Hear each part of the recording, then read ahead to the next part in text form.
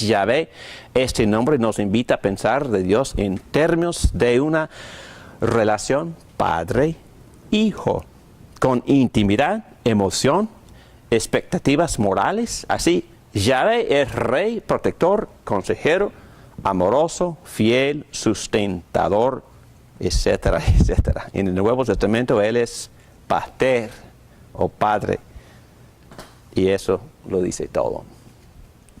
Dios habla aquí, se presenta una lista de atributos en este pasaje que acabamos de leer. Son atributos de carácter en relación personal, no son atributos abstractos.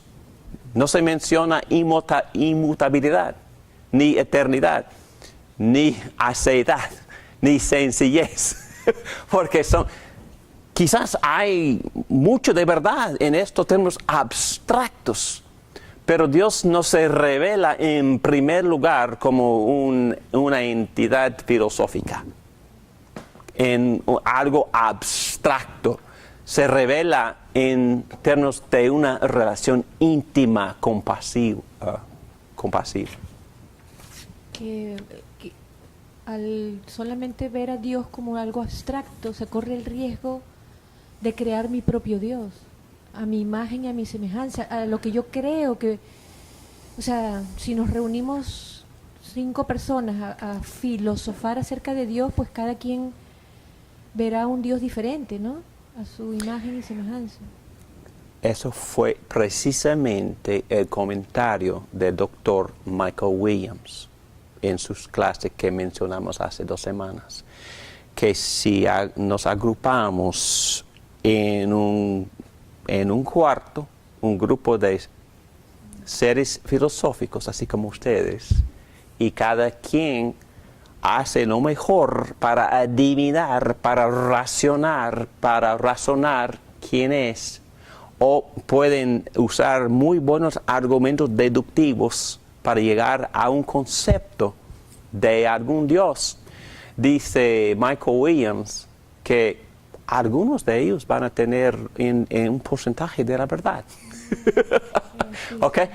Pero no con confianza, porque estadísticamente vamos a llegar a algunas conclusiones correctas, pero recuerdan que también la habilidad del ser humano para filosofar es problemático y limitado, ¿verdad? Por ignorancia, por pecado, por un montón de cosas, ¿ok? Por inmadurez. Y bueno, por eso, para que nosotros conozcamos a Dios, y voy a repetir eso miles de veces, Dios mismo tiene que venir. Dios mismo tiene que revelarse, presentarse. Dios mismo tiene que hablar, no solo por medio de la creación y está gritando en voz alta, pero tiene que hacer algo más. Tiene que hablar en voz alta. Tiene que poner estas revelaciones en forma escrita. Él tiene que escribir o ayudarles a 40 profetas y apóstoles a escribir proposiciones, oraciones. Porque estas oraciones, bajo la guía del Espíritu Santo, hablan de cosas verdaderas. Hablan de verdades correctas de quién es Dios. Y lo maravilloso es que Jesucristo dijo que toda la palabra hablaba de Él. De Él, sí, porque O sea, Él es la imagen exacta. Colosenses capítulo 1. Al decir eso, estaba diciendo que Él es Dios. Definitivamente, definitivamente. Que lo quisieron Dice que apedrear. todo el Antiguo Testamento hablaba de Él. Y Pablo dice en Colosenses 1 que Él es, Cristo es la imagen exacta de Dios aquí caminando en la tierra. Tanto tiempo estoy con ustedes que han visto a mí, han visto al Padre. Ajá, sí. Juan 14, ¿verdad? Hebreos 1 también habla. Exacto, porque la creación se comunica mucho y cuando criticamos a los argumentos clásicos no estamos criticando la habilidad de poder conocer de Dios en parte por medio de su creación, porque la Biblia misma enseña que sí es posible y que la creación tiene las huellas de Dios y muchas analogías de quién es Dios verdadero, ahí están en todas partes de la creación. Muy bien, ok, estamos todavía en la página 36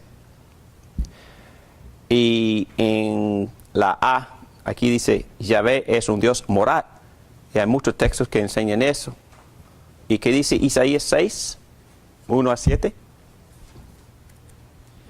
En el año que murió el rey Usías, vi yo al Señor sentado sobre su trono alto y sumible, y sus fardas llenaban el templo. Por encima de él había serafines, cada uno tenía 6 alas, con 2 cubrían sus rostros, con 2 cubrían sus pies, y con 2 volaban. Y el uno al otro daba voces, diciendo, Santo, Santo, Jehová de los ejércitos, toda la tierra está llena de su gloria. Y los quiciales de las puertas se estremecieron con la voz del que clamaba, y la casa se llenó de humo. Entonces dije, ay de mí, que soy muerto, porque siendo hombre inmundo de labios, habitando en medio de pueblo que tiene labios inmundos, han visto mis ojos al Rey, Jehová de los ejércitos.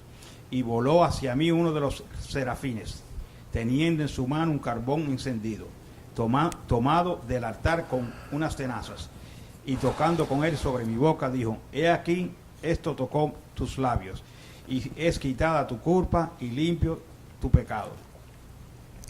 Entonces, ¿cuál es el atributo que se expresa, que se revela en este texto? ¿Qué atributo de Dios? La santidad de Dios. La santidad de Dios. Entonces, ¿qué fue la respuesta o la reacción de Isaías al enfrentar a este Dios 3 veces santo? Se consideró muerto, que no podía... Era un mundo sucio. Muy bien. Entonces, ¿qué es? Entendemos entonces que el pacto nos comunica que nuestro Dios Yahvé es un Dios moral. ¿Y qué se espera de mí si mi Dios es santo? 1 Pedro capítulo 1. Como hijos obedientes, no se amolden a los malos deseos que tenían antes, cuando vivían en la ignorancia. Más bien, sean ustedes santos en todo lo que hagan, como también es santo quien los llamó. Pues está escrito, sean santos porque yo soy santo. Muy bien, entonces, si nuestro Padre, nuestro Rey, el Señor de pacto, es el Señor que inició relación Padre conmigo, Hijo, si ese Dios es santo, Él demanda que yo también sea santo. Ok, brevemente, entre paréntesis, existe un gran problema ahí, ¿verdad? ¿Por qué? Porque yo soy pecador, por eso necesito un Salvador. ¿Y qué fue el remedio para la impureza de Isaías en el texto? Jesucristo. ¿Pero qué dice el texto? Traía a la mano una brasa que con unas tenazas había tomado del altar. Con ella me tocó los labios y me dijo, mira, esto ha tocado tus labios, tu maldad ha sido borrada y tu pecado perdonado. Entonces, este altar es una metáfora ¿de qué? De Cristo. De Cristo y de la cruz de Cristo. Y lo que tiene que suceder es que la efectividad de la cruz de Cristo tiene que tocarme así como una brasa del altar. ¿Para qué? Para quemar mis impurezas, para perdonarme y luego empezar a limpiar mi suciedad. Entonces, la única esperanza que tengo es en esta provisión que mi Padre me ha ofrecido en el sacrificio de su Hijo, quien murió por mí en mi lugar para propiciar, es decir, satisfacer la justicia de un Dios santo que aborrece mi maldad. Entonces, ¿cómo va a amarme continuamente si soy pecador? Solo si Cristo muere por mí y me viene para empezar a limpiar mis suciedades. Y así puedo seguir gozándome, disfrutando el amor y las bendiciones de mi Padre, porque Él mismo provee el remedio para mi suciedad. Qué increíble, me gusta mucho este pasaje. Yahvé es un Dios paciente y de longanimidad, paciente que persevera, ¿verdad?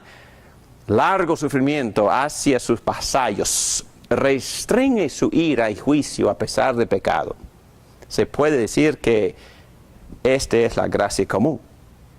Gracia común, entonces, ¿qué merece el mundo entero en este mismo instante? Sí, Dios es santo y todo el mundo vive con todas sus impurezas y Dios tolera esto. Bueno, por mucho tiempo sí, porque es un Dios paciente.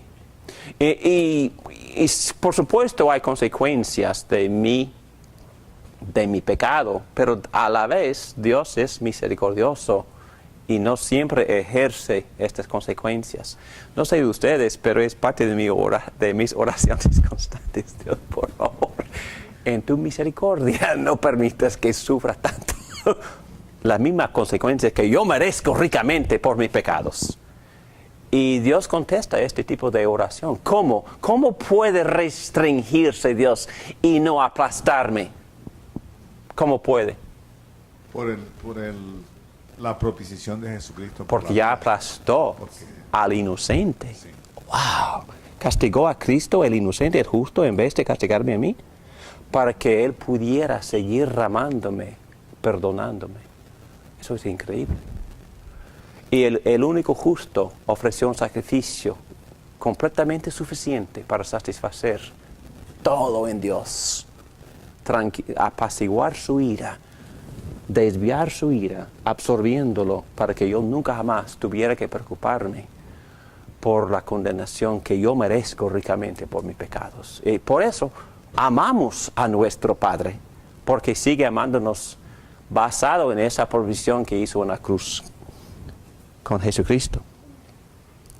Dios no muestra su ira por cada acto injusto, porque así como un Dios que se obliga a su pacto, es que si podríamos comprender esto.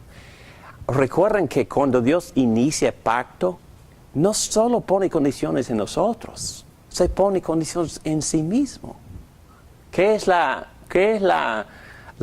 condición que Él se pone en sí mismo?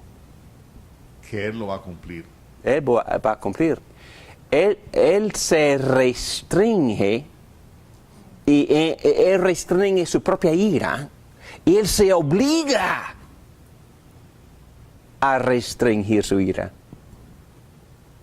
y no aplastarme, no destruirme, porque Él desde el principio propuso el remedio en Cristo para no tener que castigarme. Es increíble que Dios inicia la relación desde el principio. Él hace la provisión para que Él pudiera amarme eternamente. Pacto. No, Yahvé. Fidelidad. Presencia permanente. No para destruir, no para hacerme daño, sino para protegerme y para redimirme. Todo lo que Dios hace es para mi bien. Increíble. Y entendemos todo esto en un sentido solo por estudiar los nombres de Dios. Se obliga a su pacto, Él busca el bien, siempre busca el bien para su creación. Yo sé que los científicos están profetizando muchas cosas terribles para este cosmos. Y en un sentido me preocupo, en otro sentido no, porque yo sé que Dios va a conservar hasta la venida de Jesucristo, hasta las estaciones. Él busca el bien para su creación, tal como para sus elegidos. Dios está en el negocio de vida y no de muerte. Busca la redención y no la condenación. Por tal manera, Dios amó al mundo que ha dado a su Hijo primogénito para que todo el que cree en Él no se pierda, sino tenga vida eterna.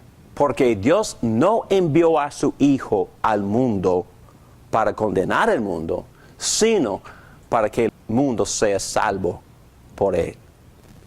Bueno, su intención es redimir y no condenar. Para decir que Dios es de largo sufrimiento o de un Dios de longanimidad es esperar su misericordia. Qué bueno. Él ama a su creación.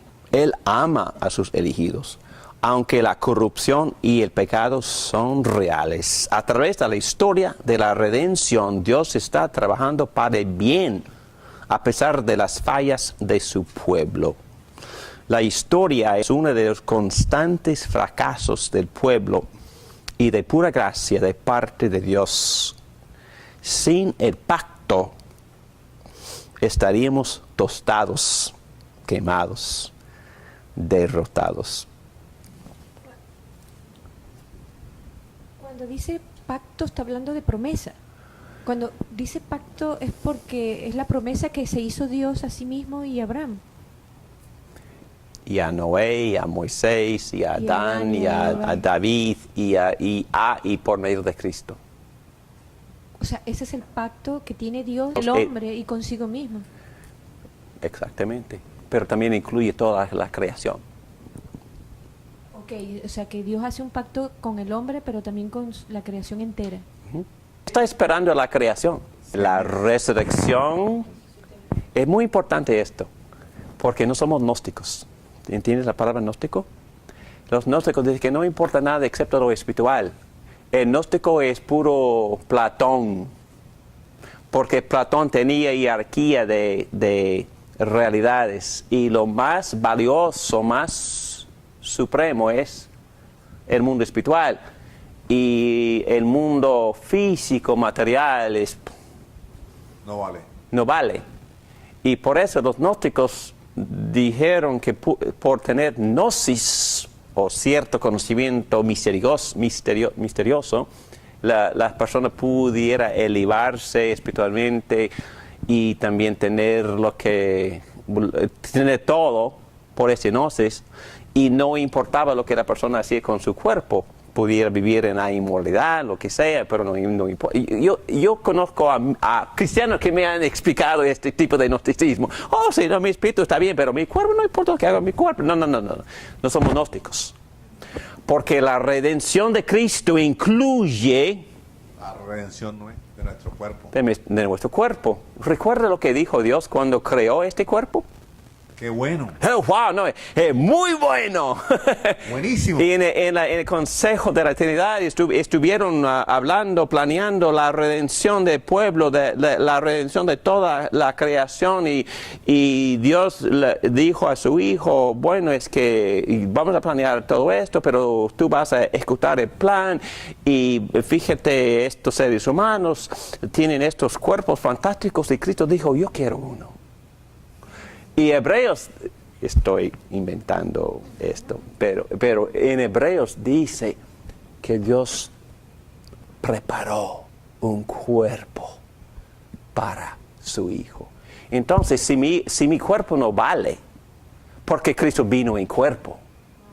No, el cuerpo vale muchísimo, tiene valor infinito. Por eso la palabra de Dios dice en Génesis capítulo 9, versículo 6, matar al ser humano, cuerpo y espíritu, hecho a la imagen de Dios, requiere también la pena de muerte. La pena de muerte. Porque no hay nada más valioso, nada más valioso en toda la creación que este cuerpo. Que este cuerpo es espíritu y cuerpo. ¿Okay? Entonces, cuando Cristo venga, va a resucitar todos sus cuerpos, todos. Y dice Romanos 8 que la creación misma gime gime, anhelando su propia renovación, y eso va a ocurrir cuando resucita mi cuerpo. La creación está esperando la resucitación de mi cuerpo, porque la redención de Cristo incluye no solo el alma, incluye toda la creación material y física. No somos gnósticos, porque entendemos que lo material también tiene valor. Tiene tanto valor que hay un cuerpo en el cielo. Total, interesante, ¿no? Wow. Muy bien. Cuento. Algunos de ustedes saben que también para que sigamos con este ministerio, a veces tengo que molestar, no, tengo que dar el privilegio a mis amigos para que donen al ministerio. Y entonces hay un grupo de muy fieles en Houston que apoyan mucho este ministerio. Y la gran mayoría son de la generación de mis hijos, pero ya son muy viejos, ya están viejos mis hijos. Se tienen entre 35 y 45. Y hablé anoche, llamé a uno cuya tarjeta había expirada, entonces porque está dando por medio de PayPal. Entonces, ese es un hombre muy noble, pero un poco perezoso. No, es que por meses he estado tratando de que él renueva su tarjeta en PayPal, porque tiene toda la intención del mundo de seguir ayudándonos. Y lo que pasa es que no puede usar teléfono, pero iba a ir al banco para arreglar algo y no pudo porque se le quebró la pierna. Y tuvo que tener varias operaciones y todavía está en casa sin poder caminar. Y entonces, pero lo que me dijo es que me animó mucho y dijo, pero ¿sabe qué? He tenido mucho tiempo para leer la Biblia y he completado la segunda vuelta. Entonces he leído la Biblia 2 veces. Estando en casa porque no tenemos nada que hacer. Y le dije, wow, ¿has leído 2 veces la Biblia? Es que sí. Es un hombre muy humilde que no se esperaba nada de esto. Entonces, ¿qué te impresionó más de lo que leíste? ¿Sabes qué me dijo? Es que los tantos chances que Dios nos da,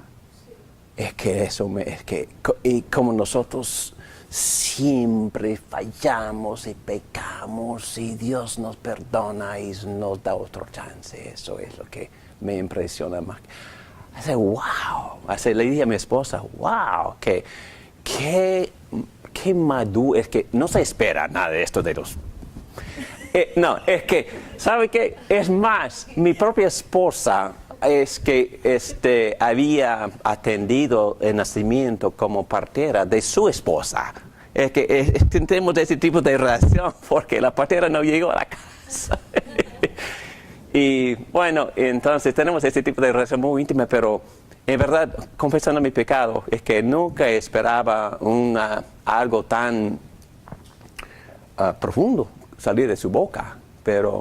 Y mi esposa me dijo, bueno, nunca se sabe. Y no sabemos todavía lo que Dios va a hacer con las personas con las cuales hemos plantado la semilla del Evangelio en 2 ciudades. Es lo que fue la respuesta de parte de mi esposa. Y es lo que estamos leyendo, que Dios nos da chance. Es que no es que vayamos a abusar de esta gracia, pero sin esta gracia, como dice esta palabra, estamos tostados. Es como un pan tostado, pues, quemados, destruidos. Pero Dios es tan misericordioso y tan paciente con nosotros, qué bueno. Y es más, Él se ha obligado en su pacto. Él se ha puesto condiciones en sí mismo a actuar así con nosotros. ¿Qué Dios es ese? Es increíble este Dios. Yahvé es un Dios amoroso. No es un Dios, no es un amor general, ni de benevolencia universal. No, Dios sí ejerce una benevolencia. Jesús dice que hay agricultores paganos, no creyentes, pero también ¿sabe qué? La lluvia también cae en sus cosechas. Dice que también en los países donde nadie ama a Dios, también el sol se levanta y brilla. Y eso se llama benevolencia general. Pero no estamos hablando de ese tipo de benevolencia, estamos hablando de una bondad específica para con su pueblo.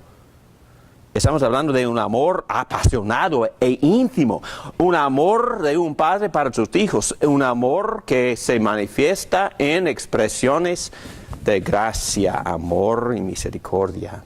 Yahvé es un Dios justo y recto. Su ira divina se dirige contra el pecado y tiene que ser dirigido contra el pecado. Como juez justo y Dios moral, Dios debe castigar el pecado. Y esa es la única manera de mantener un universo moral. Entonces, cuando Dios ejerce su juicio hasta su ira, eso tampoco se divorcia de su amor.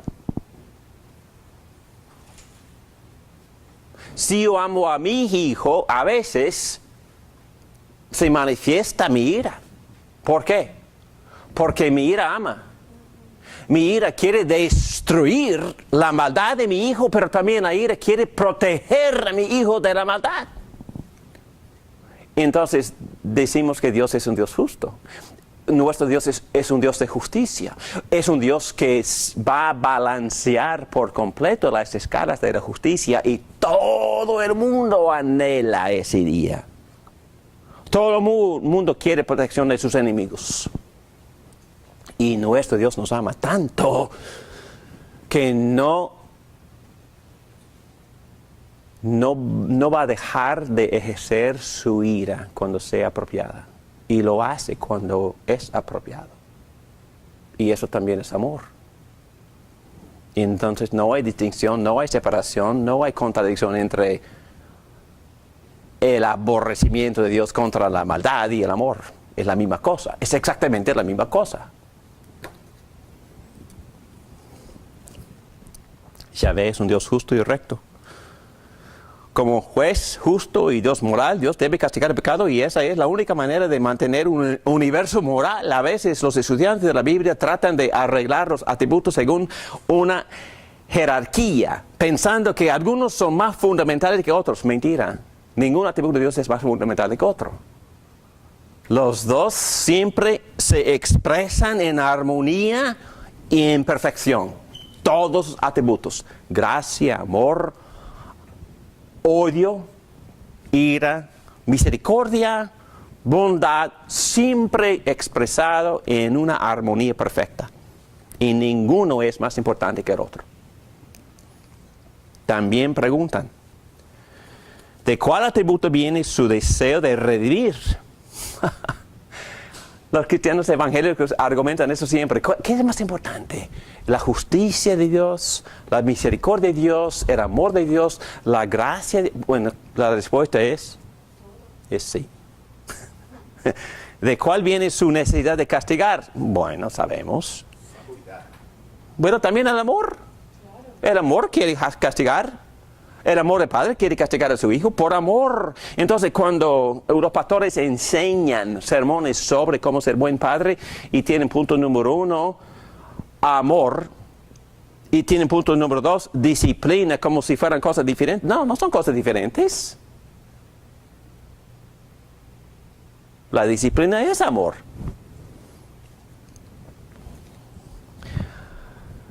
Esto es un error. La totalidad de sus intenciones y acciones vienen de Dios. De la misma manera que yo disciplino a mis hijos porque los amo. Quiero decir, serles fiel porque deseo su rectitud. ¿Qué dice Dios Padre de sus hijos en Hebreos 12?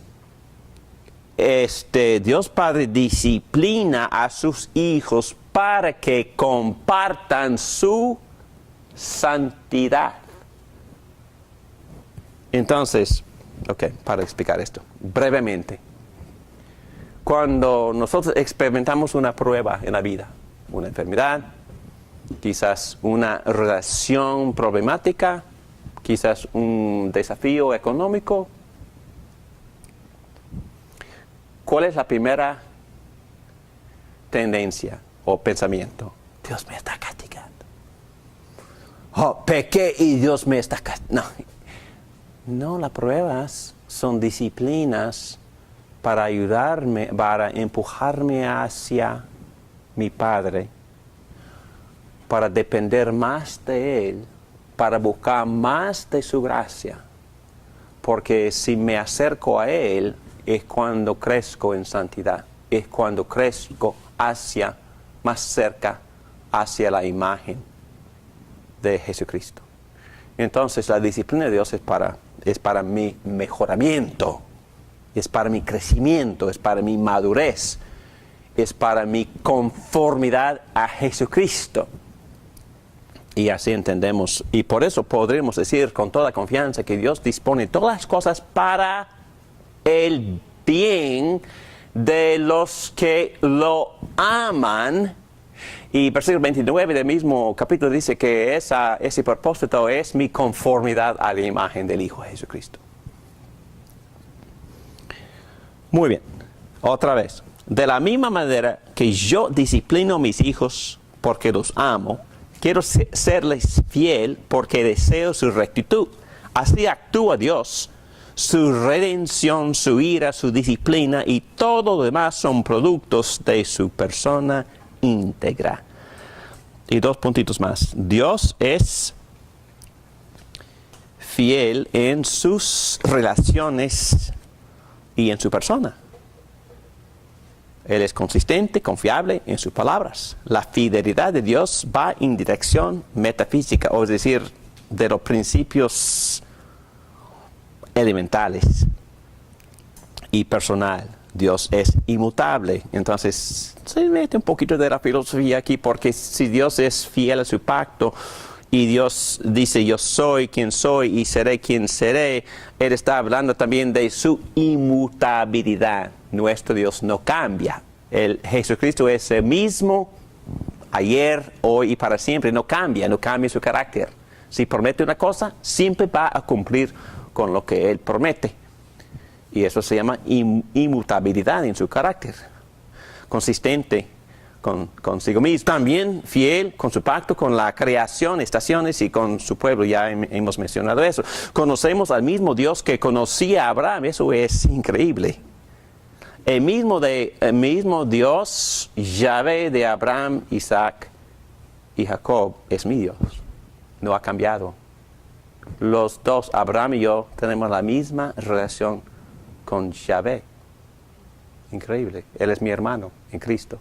Mi padre también tiene un poco mayor que yo, pero vamos a celebrar nuestra relación con Yahvé eternamente. Y le tengo muchas preguntas a Abraham. Aunque el pacto ha ido desenvolviéndose de manera increíble y transformadora, y vamos a presentar un curso por completo sobre esa frase, afirma que hoy conocemos al mismo Dios que creó el universo. Yahvé es el rey de la creación y nosotros son sus subtenientes bajo este rey para cuidar, cultivar la creación y para hacerla fructífera. A Él le rendimos cuentas. Él es el Señor soberano sobre la creación y sobre su pacto. El rey es el puente sobre Elohim y Yahvé. Recuerden que dijimos que Elohim implica más su trascendencia y Yahvé implica más su inmanencia. Siempre Yahvé se usa cuando Dios entra en pacto y nos da los términos de pacto Yahvé. Entonces, Elohim Yahvé, esa combinación ocurre docenas de veces a través de todo el Antiguo Testamento. ¿Quién es mi Dios? Elohim Yahvé. ¿Quién es mi Dios? El Dios Todopoderoso, el Dios personal e íntimo. ¿Quién es mi Rey? Entonces la palabra Rey unifica Elohim y Yahvé. Es Elohim Rey, pero también es Rey de pacto. es mi amante, mi amigo, mi salvador, pero también en el pacto tengo que obedecerlo. Es Yahvé, rey, Elohim, rey. La palabra rey conecta Elohim con Yahvé. Yahvé es el Señor de la historia. Él está activo y poderoso, vamos a ver eso, en los eventos históricos. No es la creación del hombre, sino el activo soberano de la historia. Y vamos a ver eso al ratito. Muy bien, vamos a descansar un rato.